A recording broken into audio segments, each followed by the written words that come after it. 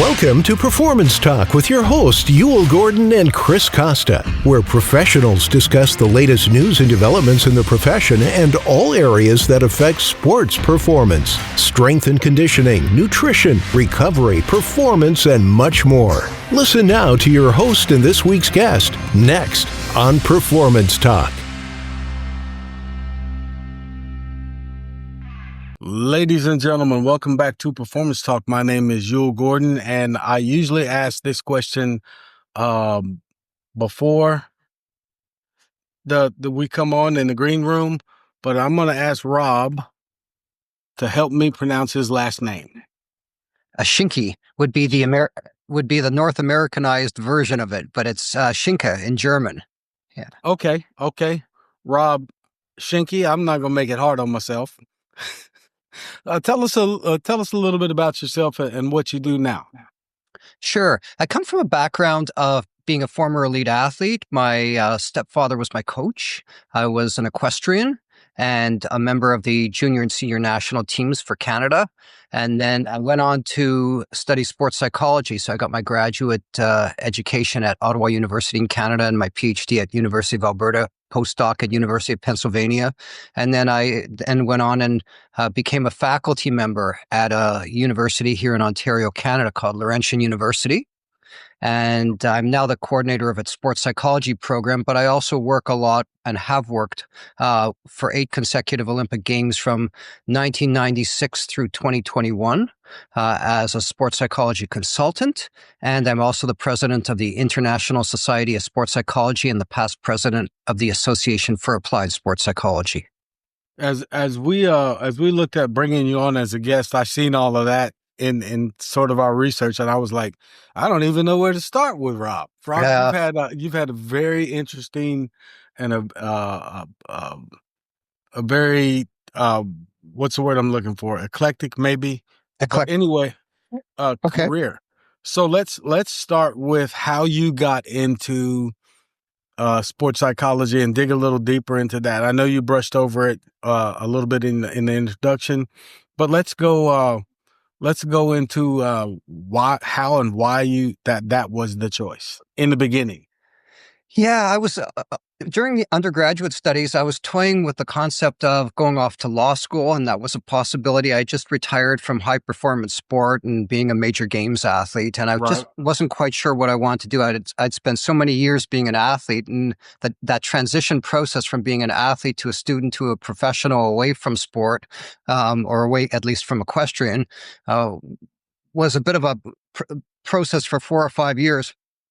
But when I was an athlete, I was very inconsistent. I was at times one of the better athletes on the tour, and I was on like a Rolex tour here in North America, and competing a lot with international athletes.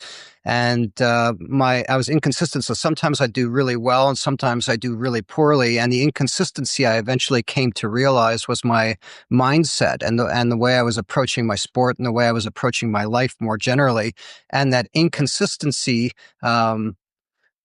I sort of had a brush with sports psychology when I was on the national team, and we had at a training camp, we had a sports psychology consultant come in, and it wasn't really for me at the time. I was pretty closed off and not really interested in asking for help. And then when I started toying with graduate school, I thought I'd really like to have answers to the things in relation to my own athletic and coaching career, and to try to figure out why I was inconsistent, and then to try to help athletes and coaches and particularly professional boxers was where I spent about 25 years of my life, trying to help them have a more consistent and positive and healthy career than I had. And that's what took me into a pursuit of sports psychology studies. The importance of that consistency, I think some people miss it,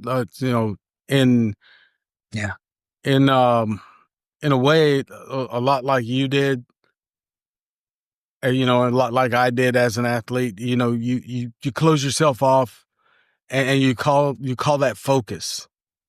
That's right. But that type or style of focus it means you don't get any answers because you're not looking in the right place. So when you realized that and delved into sports psychology, what was the first realization um, that came to you that said, wow, I wish I would have had that when, whatever the case, whatever the rest of that sentence is? I don't know. It's been an ongoing process. There was not one time, where I actually said it. It was a constant reminder that as I started putting pieces together over the course of my career, I thought oftentimes like, I wish I had that confidence piece that I then learned about. And then I wish I Right, had that right. resilience piece that I learned about. And then I wish I had that understanding of how to transition from a junior to a senior athlete and how to transition from a senior Yeah, athlete onward to the next stage of my life. And if I would, and then the mental health piece came later, and then the understanding of how to create an occupationally healthy environment for high performance athletes and coaches came later after that. And slowly but surely over the course of a career, more and more of those pieces have become clear to me. And it's really nice to have given those and to share those pieces with athletes, but they were shared a little bit at a time, like initially with some mental training skills, and then with some isolated theories, and then some more interventions, and then more of an understanding of context and cultural inclusivity. And slowly but surely, I became what I would have liked to have had for myself when I was an right, athlete. right, Yeah. right. Excuse me. The I know that we talk about in this profession and in this world of performance, we talk about confidence a lot. Yeah. And I'd like to just kind of delve on how you deal with helping athletes, you know, get the confidence together. I know for me, way back when, if I would have been more, I was very good at um, hiding my lack of confidence, so to speak. Yeah. Well, it wasn't really. It was just, it was just fear. Why am I not doing as well as I think I should be doing? I must be. That was the kind of the statements that always went through my head. I must be X, or I must be X, or I'm not doing this good enough or that good enough. When oftentimes, like you said, I found out later on that I was doing those things. They just weren't coming out for whatever reason it was. So from going from level to level for me, from high school to college and college, trying to make it at the next level, um, there was a lot of incoming noise that was causing me to think one way and not anything that I was putting in from the other side to kind of battle the noise. Yeah. So how do you in general um, talk to guys that or athletes, I should say, because it's male and female. How do you talk to athletes that may be in that space? Yeah. And the way I do my work is, and I've always been this way since I was a faculty member, is both a scientist and a practitioner all in one, right? So Right. you asked me a question about confidence. Well, confidence has a theoretical structure to it that's been proven to augment, strengthen your resolve as you get closer to an event. Now, the interesting thing about confidence is it's slippery, right? Right. It's easy to have confidence 6 weeks out from an event, even 5, 4 weeks, and the job proactively is to work with an athlete and address a lot of the questions that they might have about the upcoming event or challenge or test, and do it as early as possible and knock off those questions so that eventually we don't get what you refer to as noise, and that internal chatter, which gets louder and louder as you get progressively closer to the event. And this is the problem with confidence, is when people don't deal with question marks when they're small, eventually those question marks become larger and then uncontrollable, and then the question mark takes over the performance, and then there's a lot of uncertainty in that moment. And I've seen this with HBO boxing, and I've seen it with the UFC, and I've seen it in Olympic environments, and as athletes are trying to step up from a smaller events to this high profile event at the apex of the world. And so it's easy to do things when you're in a training environment, and it's harder to do things, as you say, as you progress closer to an event. And then also as you progress from one level, so the junior level to the senior level, and the senior level to more important competitions, and those are called meta transitions, and then Right. onward to the very apex of your season, and then to the apex of your career. So proactively dealing with question marks is one important way of doing it. How do we do that? Oh, well, firsthand experiences are really important for athletes. So an athlete who lacks confidence is probably not considering all of the other successes they've had to that point in their life. And if you use those as a reference point, as opposed to visualizing negative thoughts, question marks, uncertainties, a whole vast number of possibilities that might happen with athletes when they're, say, in a combative sport or in an interactive sport like ice hockey or professional football, then if you don't deal with those things proactively, then we've got a problem. So a lot of the work is to resolve the question marks, to prepare the athletes for the next stage, the next level of competition, the next stage of their career. And then as you go, once you've done a lot of this proactive work, then there will be some reactive work on site where someone is nervous and they may have a panic attack or be over aroused. And we talk them back down through relaxation exercises or centering exercises or energizing exercises and self-talk, which ties into another theory, which is resilience training and attribution theory. But all of these things, you have to have a pretty vast knowledge in order to really help an athlete improve their confidence. And how you do it varies if it's at the beginning of the season, partway through the season, closer to when things are really important, preparing for the next stage of competition, potential relocation, new coach, new expectations. So all of these things, a lot of them could be knocked off proactively. And that's the effective form of sports psychology, sort of like a proactive form of medicine, right? Right. Is the Right. stuff Right. that we can get ahead of, and then the other stuff we patch in as we go. So trusting your training, how big of an issue have you found that to be? If issue is the right word, I don't really know if it's the right word, but how often do you run across, everything is trained correctly and everything is done correctly, and then at that last instant or in that critical situation when it comes to performance, the athlete seems not to trust what they've done in training the whole time. And Yeah, and they either fall back to something that they did that we tried to train away from, or, yeah. it just, there's just that disconnect.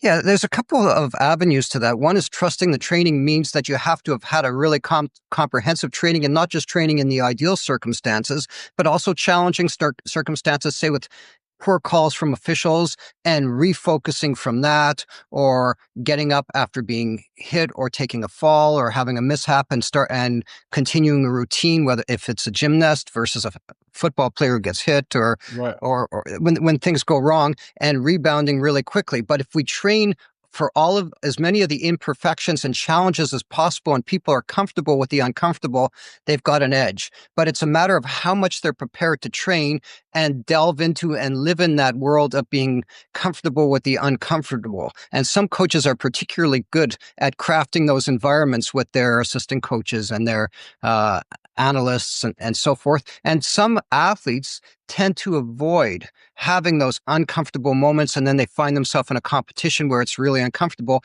and they're unfamiliar with it and they don't know how to cope with it. So that's one piece of the puzzle. So the training has to be at the level and built for perfect and imperfect settings. So say you're having a performance that's going really, really well, that you don't question that either and lose focus and finish what you started.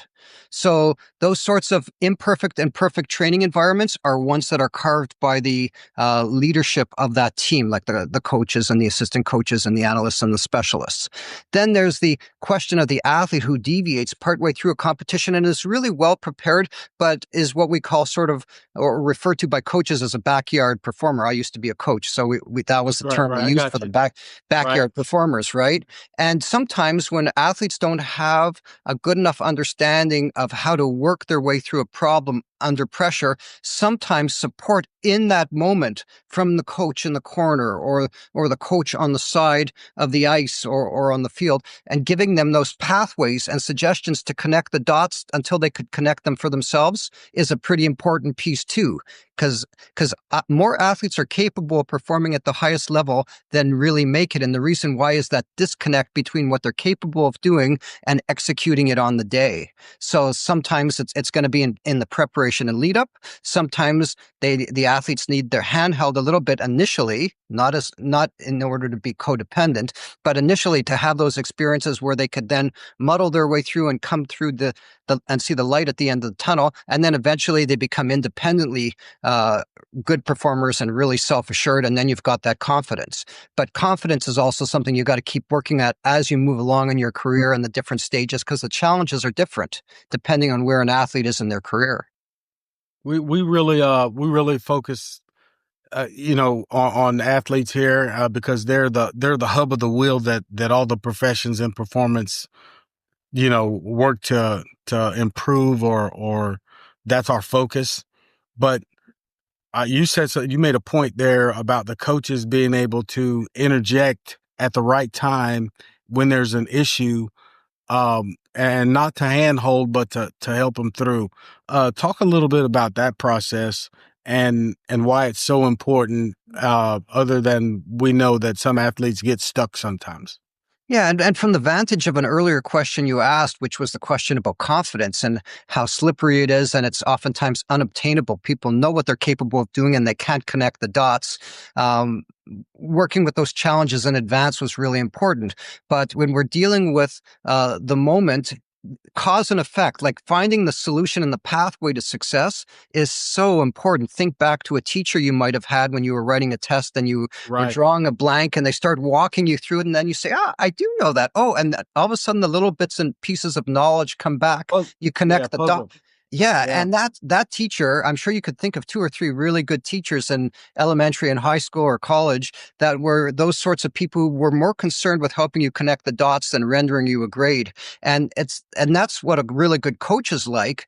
Not just the developmental coach, but even at the professional level, you're still doing developmental processes because you're moving athletes up from the junior ranks to the senior ranks, from the feeder team or the farm team to the major team, and helping them connect a few dots and then seeing that they connect them on their own afterwards is very important. So helping them talk through. I've seen coaches in corners at world championship fights where athletes are really lost. They come to the corner and they're looking for the answer, and there's a minute where the athlete sits down, takes water, and then you're down to about 30 seconds, and the points have to be really connected with like 1 or 2 words of, this is not great job, or what are you doing, which are sort of more general comments, and they're not motivational because they don't connect the dots for the athlete, but actual directives, move to the left, or whatever is the technical, tactical piece that the coach or the specialist, the offensive coach or whoever it is, says to the athlete. And then all of a sudden the athlete finds themselves adept again, capable of doing what they thought they could do in their mind's eye. And that's all it took. And then the athlete is off and running. Let's stay with coaches and trainers a little bit. How do we get those guys to a point? Because they in all fairness, if they're not aware of or trained in or had some experience with doing those kind of things. Some of them have just kind of a natural ability to do it, but most need some training. What are the training processes or opportunities that coaches can go to or get to help them with that? Yeah, and there are accreditation pieces anywhere around the world. In the United States, you have accreditation. In Canada, we have coaching accreditation. But I think having a really good understanding of why athletes falter, not just looking at what they're doing, but having the knowledge to understand why an athlete is withdrawing. All of a sudden, an athlete who's really confident 2 days away from an event is all of a sudden withdrawn, subdued, timid, not themselves, not the athlete you saw presenting when you were in training with them. Now they've shrunk down to like half of what they're capable of doing. And the coach has to understand that what's going on here is the athlete's not acclimating to the question in front of them, so they're losing their confidence. And then the coach or one of the assistant coaches, depending on how high a level the team, Right. what is the vastness of the coaching staff, having people walk them through it and being able to understand not just what they're seeing, but why the athlete is falling short, and then helping them connect the dots. That diagnosis is really important.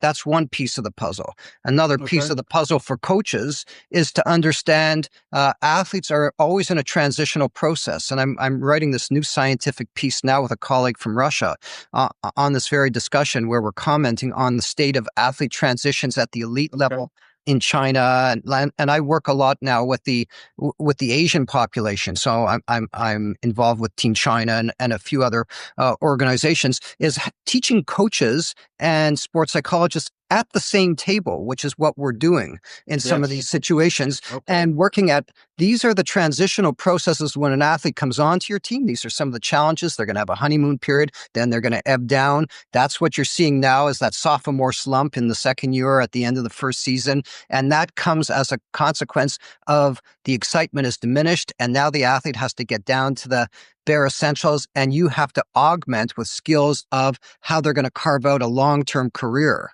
So, understanding transitional pieces, a bit about athlete mental health, a little bit about culture and racial inclusion and identity inclusion more generally, is like 20 years ago, I founded an area called cultural sports psychology. And, Right. and you probably found that in my bio a little bit. I was a research chair for the Canadian government on that topic of inclusion, because we had a lot of Indigenous and Latino boxers, and a lot of those boxers are people of color. And then you had these Canadian Anglophone, Francophone coaches who were not understanding that the athletes who were, say, from an Indigenous community on a reserve from Northern Canada somewhere is in a culture shock, and they were treating the athletes from these minority and marginalized populations like they would treat all of the athletes from the big cities, and these athletes from who were minorities couldn't really adjust, or it took them a long time to adjust, or they withdrew and said, I don't want any more to do with this.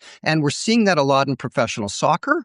Athletes go from South America, Brazil in particular, to the Premier League in England, and the retention rate is no more than 18 months on average. And then the athletes go back to where they came from. Why? Because they can't acclimate. The coaches don't have an understanding. The sports Right. psychology consultant doesn't have an understanding. The management doesn't have an understanding on how to integrate them and have them feel integrated and belonging within the team. I So, did some work on you know, Latina soccer players and how they, adjust to even just the consultation piece. yeah. And culture became very important. And thank you very much, because I cited your work a couple of three times Oh, bless you. at least. but but but in during that that research, you know, I immediately recognized, I don't know if it was intuitive or what, that there's a big culture piece in even just getting the athlete to come and sit down for a consultation. Yeah, that's right. And depending on the ethnicity of the athlete, and some ethnicities, some religions, sitting down and having these sorts of discussions is stigmatized within their cultural backdrop. So it's really hard. And then I find with those sorts of athletes that they have to be so desperate that they're able to suspend their the fact that the domain has been, like sports psychology, has been stigmatized, and ask for that help and try it, even though they've heard for years that no one wants, you shouldn't have someone tamper with your thinking and your head. Right. That's a job of a faith leader, or an indigenous person, a Exactly. medicine Yeah. person, or a drummer Yeah. in Maori populations. And Or it might be that you are a matriarchal or patriarchal yes. in that situation, and that's what grandma does. Go sit down and talk to Yeah. So the elder. yeah, so let me walk this back for 1 minute, if I can. Is you're talking about athletes and bringing them into high performance environments, amateur or professional alike, and then you have sports psychology consultants who might have a general cross-cultural understanding of how some of the convergences across countries and faiths and what have you. But Right. you have to be able to reach the athletes, especially if you're investing considerable amounts of time and finance and contractual agreement in those athletes. You have to be able to invest time to onboard them effectively so that they're comfortable, they feel like they have an effective place, they feel like they're Yeah, that's equal, important. not being treated the same. Same and equal are two different terms, as you would know. Yeah, exactly. Yeah, because you've read about this. But coaches and sports psychologists and staffing need to know how to do it on like if they're working with athletes from Bosnia or Afghanistan, or say they're bringing in athletes from Hawaii or wherever it is, depending on the sport. And UFC, you're bringing in athletes from oftentimes from refugee countries. So you Right. got to be able to deal with the athletes in their transitional process in order for the athlete to transition effectively onto that team. And this is where a lot of NBA teams, Major League Baseball teams, National Hockey League teams, UFC organizations, professional boxing organizations, and the list, AFL, rugby, where the retention rates are so poor is because the onboarding and the retention piece is more than just an agreement of going and meeting the athlete and their parents and recruiting them and landing them and then expecting them to perform. There's an acclimation and monitoring piece that Right. requires some really good, astute understanding of how to ensure that someone belongs and has a place at the table with a voice that is heard. And coaches who are players coaches, as I would call them, have that sort of approach where they listen to their athletes and the athletes want to play with them and for them. And then those are the athletes and teams that typically step up in performance as the pressure increases. Why? Because they're unified, and they're unified with a cause, and they believe in what the coach is doing, and the coach has mobilized their troops, and they charge forward and do something exceptionally wonderful that is defining not just as an athlete but as a person. And these are the sorts of coaches that are best equipped, with some help, for onboarding the athletes from wherever it is they come from, to forge ahead and help bring to fruition the potential of the athlete resources that they have in their organizations. That would be, and for our listeners, that would even be important if you say, well, I don't get many foreign athletes. Well, if you live in countries like Canada and the US, where the West Coast culture is a little bit different and It is. could be significantly different by if you live on the West Coast and you're of African descent or Haitian descent or Yeah. whatever descent.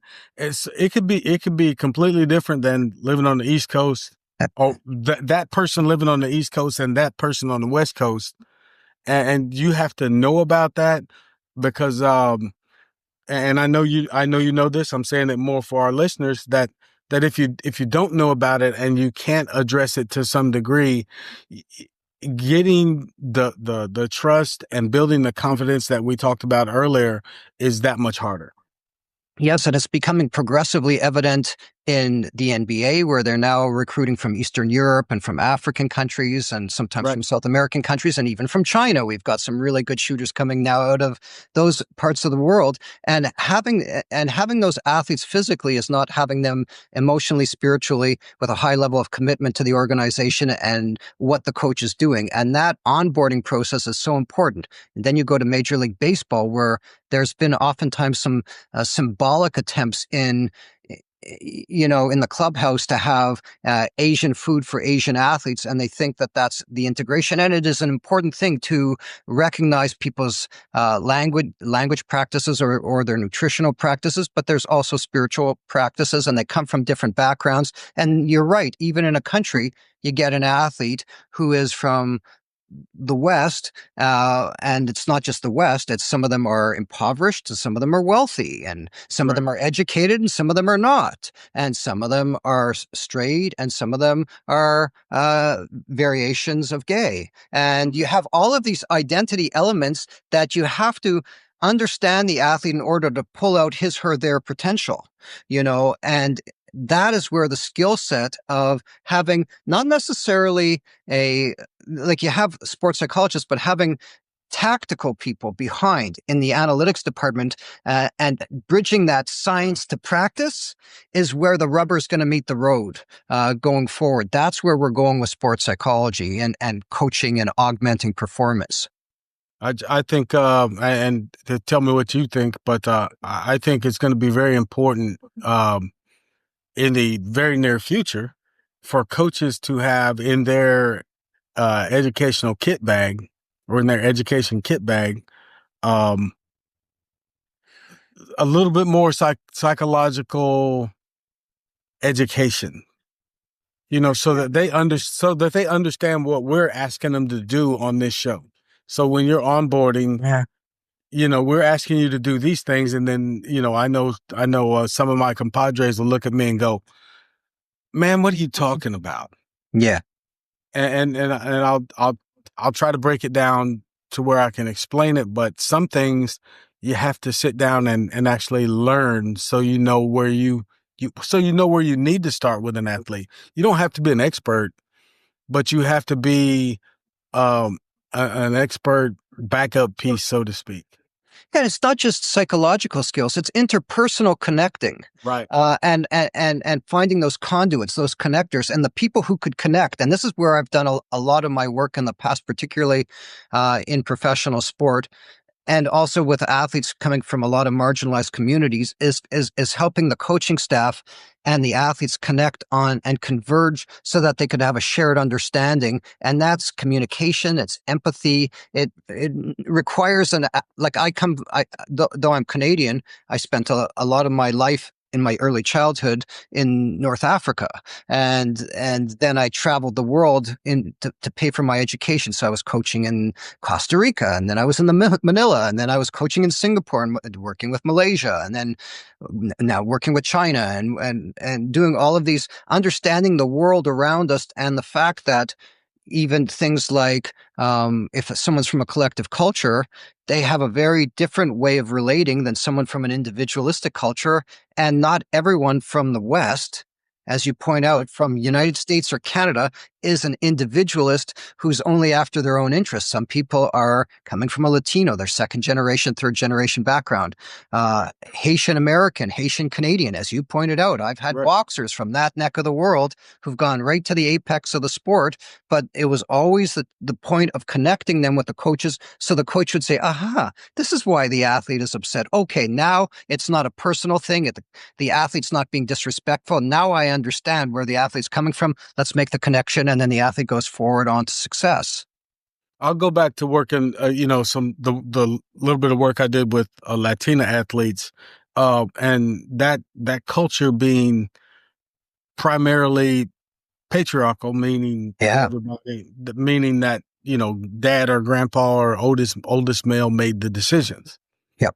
And it wasn't always always the right choice to go outside of that system to get answers to a question. When it come to the religious side of that, for them, it was, the matriarch of the family, hey, let's pray, let's give it to God, and you can't just brush that off as something, oh, come on, we're not religious here. That's a cultural thing. And you have to be in tune with that. But let's go a little bit further with the coaches and the onboarding. I had a nutritionist once, and that professional was outstanding. She was very good and detailed and everything. But she got flummoxed when she had an athlete who couldn't follow the instructions of the plan.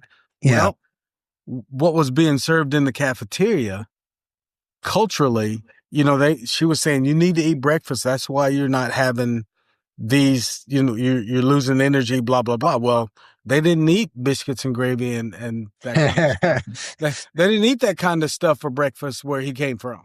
Yeah, it's tasty, but obviously unfamiliar. Yeah, exactly. Yeah.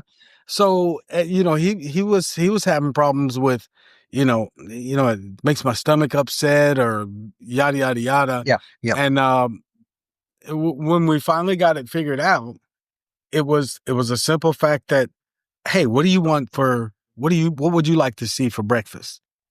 Yeah. He said, "Well, this is what I usually try to eat before training, or usually try to eat before, a competition." Mhm. Mhm. Made some minor adjustments, got him to a situation to where, he was more familiar. Yeah. Problems we went on to new problems. Problems didn't necessarily go away, but that problem went away. Yeah, and there's two sides to that story. One side to the story is tangibly the athlete is comfortable with certain things, and you have to have an awareness of it. And that's part of a very, very small part of pulling them into the team and the responsibility of that organization to bring that person in and engage with them. The other part is by providing those pieces, in this case, that nutrition and those meals and the dishes that the athlete's accustomed to, you're telling the athlete, hey, you're important. And Right. that is what gets part of the buy-in. And athletes are really neat and they're idiosyncratic. They're unique. Each one of them, when you're talking about, say, multi-million dollar athletes Right. in an NBA team or in professional boxing or ice hockey or baseball, when you're talking about those quality of athletes, they're one of a kind in their own unique way, and you have to meet them where they're at. And that a head coach can't do all that. They're logistically working at Yeah. 30,000, 40,000 feet. But then they've got assistant coaches and they've got Yes. assistant coaches delegate some of that stuff to people like us, Right. to be able to help with. And then it's finding out what's important. And one piece is useful, two pieces is better, not busy work where you have 10 different things, but you Right. target those Right. two or three key things that are important to the athlete. And how you do it is by understanding that in the athlete before the athlete arrives in the organization and not reactively. So it's a proactive process. I know you've worked with all manners and all levels of teams, but let's talk about building that kind of staff that Yeah. that you just laid out there. Yeah. It's important that staff work together. We all know we have to be professional and all those kind of things, but how do we identify and build that staff and understand that understands these are the steps we need to take to onboard the athlete? Well, those are parts of what I believe culture, equity, and inclusion should be about. Okay. And it's not just about tokenism and saying, "Oh, yeah, we have that sort of person who advocates inclusion, and the person is out there in the wilderness." Sort of like when you go into a sports psychology textbook and you find a culture chapter at the end of a textbook Right. in the special topics, and it's sort of like Yeah. tokenism, right? No, Right. it's not that kind of thing. It's doing the tangible work to make sure that the athlete is onboarded correctly and rooted in the team and stays that way and feels that they have a place and that they're comfortable in that location in the local community physically. Those are the pieces of work that have to be done. And it's funny, even in the International Society of Sports Psychology or the Association for Applied Sports Psychology, which are two Right. pretty big organizations Right. in the world for this particular field, they have cultural modules, but you can't really delve into the nuances of where Yeah. an athlete comes from, their financial background, their family of origin, and the person you're looking for as the conduit has those skills. And they're strongly interpersonal, they're curious, they're approachable to these newcomers and their families, and then they make those bridges and connections and provide the coaches with the tools. Here's the button to press. If you want I this athlete to perform, you got it. This is the button, not that one. What you're I doing is okay for an athlete from that particular area, from that particular background. This athlete's different. This is what you say to that athlete. This is how you say it. You'll reach them. I've told coaches in the past that, look, you can't pigeonhole your staff just like you shouldn't pigeonhole your athlete. No. If you're at so your staff is a nutritionist, don't just jam them in this spot where you say, okay, you just do this. Yeah. The staff has to be able to kind of be like an amoeba and kind of change shape Yeah. and do that thing all while moving throughout the organization and interacting with everybody else. Yeah, and really good staff it's not by diploma or by credentials. These are people who connect people to people and create comfortable, healthy environments from which really good sustained performance, not just a blip or one season, but season upon season, year upon year. the performance is improving, that comes from a really strong environment. And those are the sorts of organizations that gain that kind of reputation with prospective athletes. And then it becomes a self-perpetuating piece where athletes want to go to that particular team in their particular sport because they know it's not just a location and they're not just a commodity. They are not just a resource, they are valued. Right. And establishing that value is a critical piece. Let's move on and Sure. let's talk about the new professional coming in as an educator, and as a academic in the field of sports psychology and kinesiology and health sciences and those kind of things. Hmm. What professionally are we doing for new professionals that come out the door, and what should we be doing? Okay, I'll I know answer. I Yeah, left yeah, that yeah. wide open, No, but that's fine. I'm good with that. Let's start with the second part of the question, and that's what we should be doing. There's okay. a responsibility when we train these professionals in the field, loosely defined as sport and exercise psychology, that the person is both scientist and practitioner. A person who's a Right. straight practitioner says, I don't want to do science. And I've seen a lot of this Yeah. at all the various conferences and seen them in organizations. Right. And they do Right. things because they know that it just works. But how do they know it works? Why does it work? It varies because we have so much diversity in an organization now when you're getting athletes from every which place and every which circumstance that things don't just work one intervention fits all, sort of like one pair of jeans fits all people. Right. No, Right. it doesn't work that way. So the education and the training of these graduate students and doctoral students, and I know a lot of people are coming out without this, sadly, is the Right. science based and theoretical based understanding. So they might be accredited, and they might have a really good understanding of mental skills like relaxation and Right. focusing and competition planning and debriefing and logbooks and arousal control and self-talk and such things. But they're not going to have the other pieces to the puzzle, which is how do we get an athlete onboarded?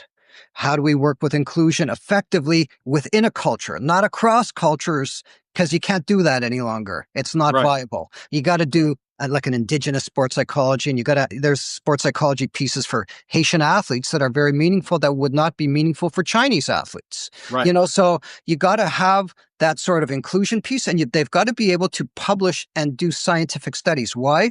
Because otherwise they cannot diagnose what they're seeing before them, make sense of it, and then come up with clear understandings of what the results are, leading to what should be the effective resolution or solution or intervention that goes on in that organization. You have to be able to do those things really rapidly. So you got to be able to be proficient in the science and the practice. And yet a lot of people are coming out with no publishing background. So they're more comfortable in doing applied practice, but they're not staying up to date on the applied sports psychology. Like I'm Right. the editor of the Journal of Applied Sports Psychology in Action, which Right. is an interventional journal for the Association for Applied Sports Psych. And that's what we're doing is I will not consider papers that aren't half about the rollout of the intervention based on the evidence that you provided in the first half. And most people are having a hard time doing it. And people are Yeah. I can taking see that. more, yeah, but people are taking more and more of a stab, but it's not coming easy to people. Submissions in the journal are increasing exponentially, but the connecting of the dots from what you're seeing to the diagnosis, to the evaluation, to the intervention is a necessity for anyone who's going to make a difference. And so you don't miss a human resource. An athlete is a human resource, and this is their life. And this is what they're Right. choosing to do with their precious breath and time away from their family, committing to your organization. You have to double down and find the triggers and the understandings of how to get this athlete to stay, to be excited, to find human value in what they're doing. Because if they don't find value in it, it's not going to, once the honeymoon period is over with the organization, the performance is going to wane. Right. I had a conversation just a couple of days ago with a young woman, and she looked at me and she said, Dr. Gordon, I just want to do the applied part. I don't like Yeah.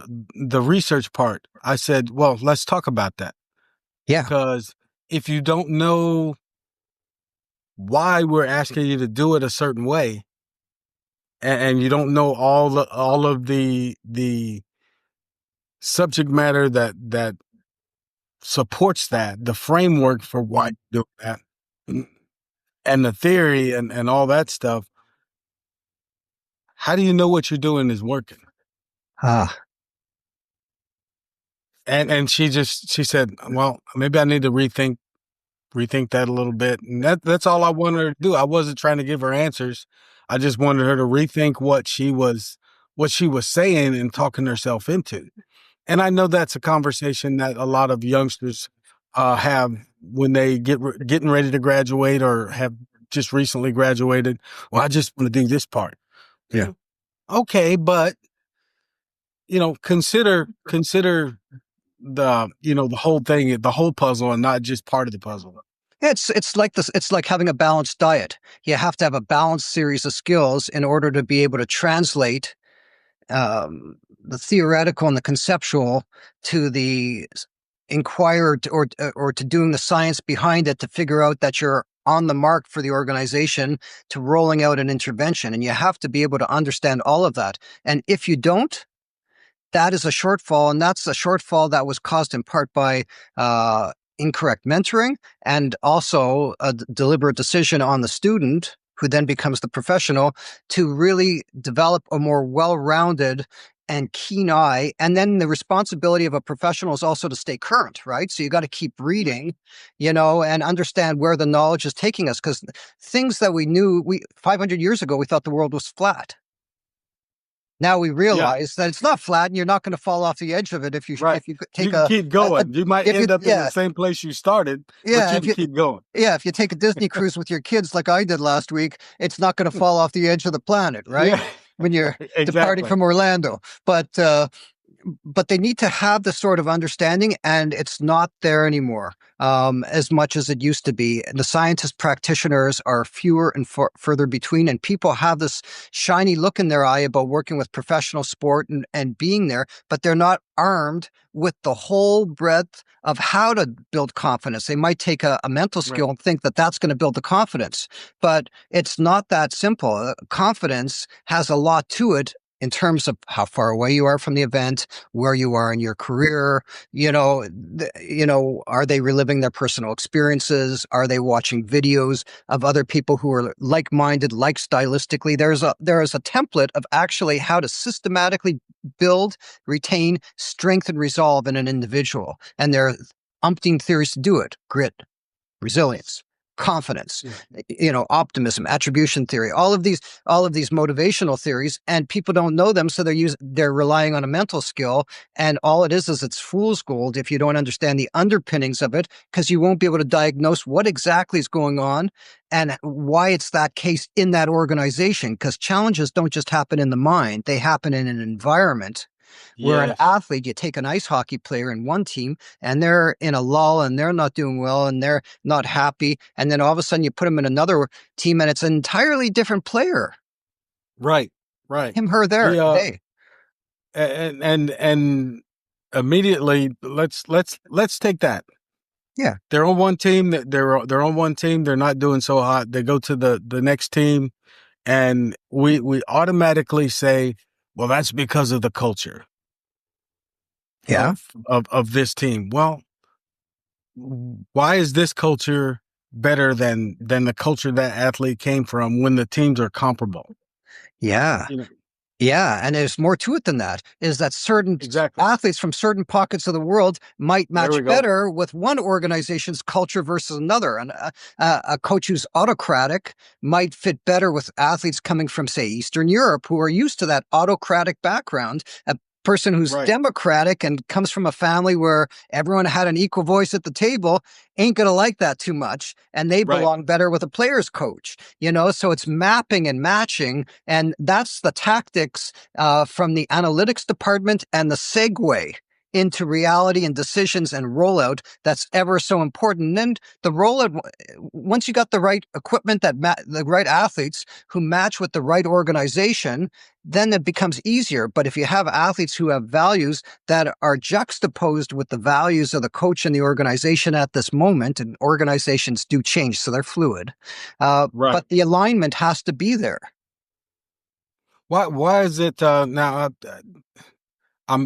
Forgive me if I feel like I'm trying to squeeze a whole bunch in, but No, no, I have your attention right now, so I feel pretty fortunate. So I'm throwing everything, I love it. out there I I can. love it. So, so we have well, staying with the professionals, whether they be young professionals or mid career professionals or old guys.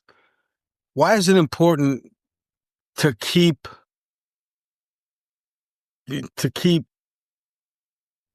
providing research, do articles, do research papers, do all those kind of things, and not just just kind of rest on what you've done or what you think you know. Yeah, and things in university like tenure are sometimes dampening the motivation of people Yeah, to stay yeah, sharp and want to be curious. But if you're process driven, a really good athlete is process and performance driven. They're process in terms of the actions they want to do, and they're performance driven in terms of the execution of it, but they're not outcome driven. Now, once people get to a certain rank or to a certain level, be they an athlete or be it a coach or be it a professor or a researcher, they decide I've made it to the apex. I tell you, every ceiling has another ceiling behind it, and you're yes, constantly shattering these glass ceilings, and you've got to be curious enough to do that in order to stay sharp and relevant and push the knowledge forward. Otherwise, you're antiquated. So you're a sports psychologist who's relying on knowledge from 20 or 30 years ago that might have been good and now found there are better ways of doing things now, more parsimonious, time efficient way, more nuanced ways. Like 30 years ago, we didn't know that. We probably knew that um, people from marginalized communities on an NFL team or on an NBA team or on a Major League Baseball team, we treated them all the same. We didn't know about cultural sports psychology till 2006 to 2009, which is when it was founded. And so these evolutions now, 20 years later, we're dealing with a lot with identity and mental health and effective transitional processes and the importance of building an environment that's nurturing and being values driven, because we're dealing also with athletes who are in a different decade coming up with different values as well. You know, the baby right. boomers had their values and Gen X had their values, and everyone has their decade level values and then their cultural values. And so the sports psychologists have to be able to stay adept at bridging understanding between the client, and the client being the organization, and the client being the athlete, and Right. creating that synergy among the two of them, and that shared understanding. To do that, you have to have a knowledge base. It's not all by intuition. When I talk to coaches, sometimes well, I treat my team all the same. I said that They sure do. I'm like I'm like coach, No, no. that might be impossible Well, because equal doesn't mean the same. no, and we've known that for 20 years as well from American scholars out of the University of Tennessee, Knoxville, is sameness and whiteness studies and racial studies and these sorts of things, critical race theories and all these sorts of knowledges are things we don't necessarily need to anchor to, but we've got to be aware of in order to understand how to reach someone. And there's nothing more valuable than connecting with someone at a one-on-one level, and the organizations that are able to reach and access their athletes are few and far between. The ones who treat them all the same and think that that's equity are so far antiquated, and that's an Yeah, approach from 20 years ago that's old school, and old school in this sense is not useful in terms of equity and inclusion. And what mean again by equity and inclusion is not just rights, but actually engaging with people so that they find value in your organization. yeah. That understanding, um, kind of when you say it in the U.S. right now, it kind of has a connotation that's not correct. That's But right. what we need to know is that it doesn't mean the same. It just it you can't treat someone who comes from, let's just say, the rural areas in Louisiana, No, the same as you would a New Yorker, no. or an upstate New Yorker. It's on a very noticeable level. They're different. That's right. When I'm dealing with a boxer who comes from a family of fishermen and lobster fishermen, it's a very different experience than when I'm dealing with an athlete who comes from an urban city area who's impoverished. They're different backgrounds, different challenges to adjustment and fitting in. And we've got to be able to connect them and find not just differences, but convergences as well. And Right. It's those convergences that unite us. And now more than ever, and you know this, is we're in a world where people are always looking at difference and fracturing people, Right. and not looking at intersections of where we meet as brothers and sisters and family members. And we intersect in so many different places We do. as a community, as a country, as a world. We do. There's a lot of things that are the same.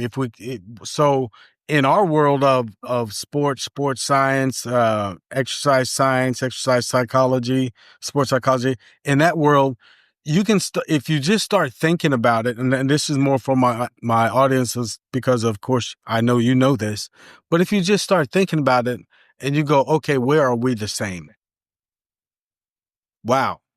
You can pull out a lot of things. Okay, we all work in this field. That's very broadly one thing. Two, what do you want to accomplish with the athlete? Well, I want the athlete's performance to be the best it could be. Okay, as a strength and conditioning coach, that's what I want too. Mm-hmm. As a nutritionist, that's what I want too. So those things, when we start thinking like that, good things happen. That's right. So, boy, I need to. We could do it again. We could do it again. Move on to the next subject, but let's talk about your editing work and your publishing work and your books and all that. I would like for people to be able to find your work wherever it is, and whether it's old or new, because I think it makes a big difference, and that's one of the reasons when when I seen your information with Human Kinetics, and we work with those guys a lot. Yeah, they're good people. So I said, oh no, we're gonna get Rob on it, so whatever we have to do. Yeah. So to find my work, like the scientific part of it is, there's always a thing with me is that even the scientific part is highly practical. And I've always tried to write that way and think that way. And every single issue that I've ever investigated was an issue brought forth by an athlete or a coach. I've never done stuff from within my own head and looking at knowledge and saying, well, I'll do a study that replicates it with a small twist. That's not how I've worked. I've done work like with cultural inclusion and working with refugees and onboarding practices and immigrant athletes and athletes from war-torn countries, and like identity things and mental health pieces and transitional pieces. These are the pieces that I've really tackled or tried to tackle. With time, we'll find out how successfully I did. But more than 200 scientific articles. 20 edited textbooks. Cultural Sports Psychology from Human Kinetics in 2009 was the first time a book ever brought forward this concept that there's a sports psychology for working with Nigerian athletes, and an equally interesting one to working with Brazilian professional footballers, to a really interesting one working with Chinese trampolinists, and coming and showing each one of those psychologies with the expert. One guy spoke about working with samurai, in Japan, and those sorts of chapters. So you can find that. Like if you Google my books, you'll find that the most recent book that I've been excited about on the practical side is Gifted from Human Kinetics. 8 lessons for sport, work, and life. And it was really sort of a existential journey for me in terms of how you work with athletes, because I kept seeing it over and over again. And I also experienced it, and I also was a coach of athletes, but over and over again, that we're not really finding the solution to helping people move from one stage of their life effectively to another, and from one gift and talent to another one, so that they're never lost. Now, in China, when we were studying this, we were finding that there was a high rate of suicidal ideation among athletes who were in transition because they didn't know what they were going to do and they only had value as athletes, and that was what was valued in that country.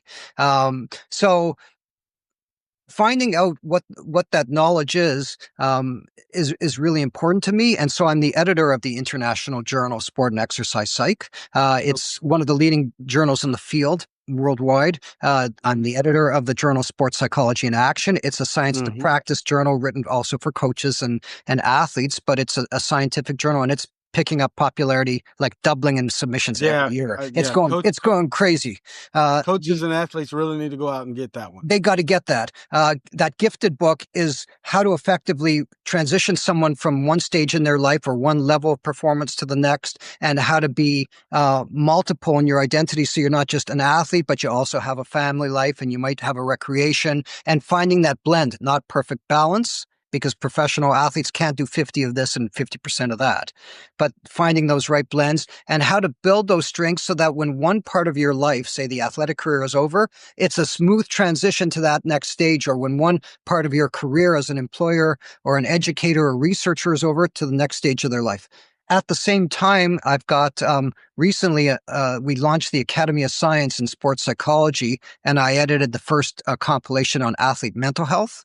And we have a new one coming out this year on cultural inclusion, and that's going to be out in probably the fall to late fall. I'll be looking for that one. Yeah, and it's with the Academy of Science, and I launched that as well. So an applied book, Gifted, some really good theoretical books, Cultural Sports Psychology, the two books from the Academy of Science of the International Society of Sports Psych. Journal-wise, the Journal of Sports Psychology in Action has a lot on science to practice from really good practitioners and good people from around the world.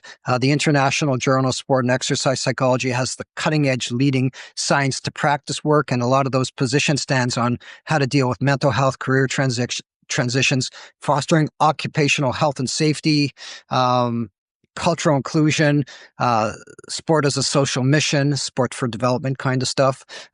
So it depends on where your interests lie, and with that, obviously with that Gifted book, it's with Human Kinetics. It's on Amazon, it's on Goodreads, and I've got an Instagram page as well, which is which you obviously have, which is Robert Schinke at Robert J. Schinke is my Instagram page.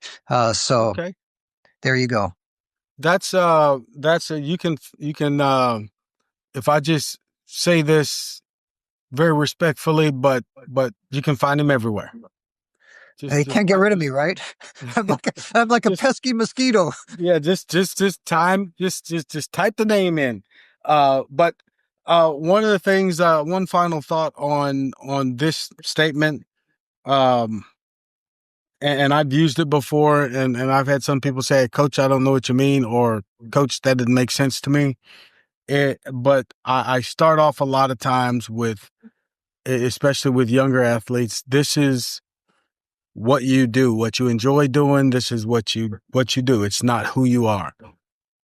That's right. Let's delve into, part of my job is to help you figure out who you are, so what you do becomes better. And here's the rub with that one, is that a lot of the reason why athletes cannot retire out of professional sport or out of Olympic sport is they think that what they do is exactly who they are, which is singular identity, and they've got to be built up with sports psychologists at the Olympic and professional level. So even then, to protect the athlete's integrity and the sustainability of that athlete and the organization, they have to have a few identities to fall back on, so that when they're injured, they're not lost. When their performance is waning, they're not lost. Or when they have off time, they can sort of replenish themselves and reinvigorate themselves by doing something else, like running. I'm an endurance runner. That's what I do when I'm not an academic and a family member. Like, I've got these different identities, and I'm a consultant and a academician and all these different identities. And when one wanes, I've got enough to rely on, that when one shrinks, I can build and strengthen another, and then start exploring other ones, which is this whole premise behind Gifted. All right. Well, Dr. Schinke, Rob, I've enjoyed this conversation. We could go on probably for a good long time more. Hopefully we'll be able to have you back. But I thank you for your time today, and I really appreciate this conversation again. I really enjoyed it also. It was just such a pleasure to speak with someone with shared ideas and a shared philosophy. And those people like that are what the people I like to work with and understand things with and explore things with. So thank you so much for this morning. Ladies and gentlemen, it has been a great conversation today with Dr. Rob Schinke and Performance Talk. We'll see you next time.